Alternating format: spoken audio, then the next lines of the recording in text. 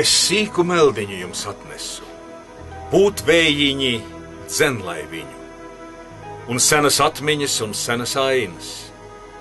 Nu ņemat tās kā līdzības un zīmes, kā laika mirkļus, ko būs minēt jums.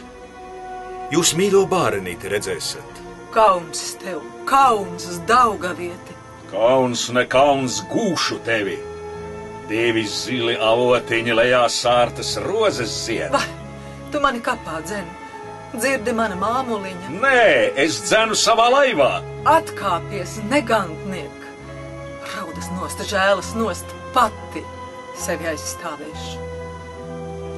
Kad tev puisim kauna nav, es tev kaunu padarīšu. Pati acis es atsedzu, lai tu redzi, kā tās mirdz. Tevi, puisi, necīnīt.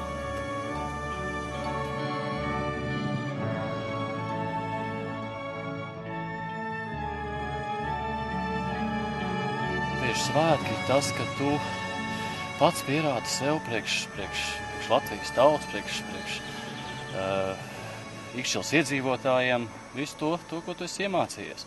Nu, mums ir tā kā vidējā paudzei upe uzticētas fināls.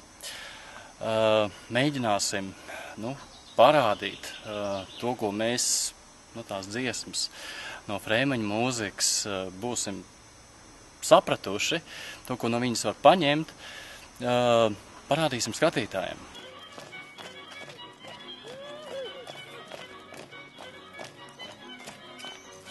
Ja būs labs laiks, es domāju, ideālā variantā tie aktieri varēs atrasties aizmugurē uz tā atvērtā klāja, ja, un tad visi būs ļoti labi pārredzami. Un ja tas ir ar šo laivu, kas te ir pa labi? Te? Nu, tas ir tādā gadījumā, ja stipri līs lietas, ja, tad mēs domājam, ka tad jāizmanto tā sektā tipa laiva. Mēs pamatā pārvadājam cilvēkus uz Meinarda salu un uz Nāves salu. Tad šis te plosts, mēs viņu nopirkām gatavu, mēs viņu paši nebūvējām. Tad šis te mūsu lielākais pārvietošanās līdzeklis, tātad viņš spēja pārvadāt līdz 50 pasažieriem, un tas arī tiks iesaistīts svētku pasākumā, viņš tiks izmantots kā peldoša piestātne koristiem un arī laulāšanas ceremonijai.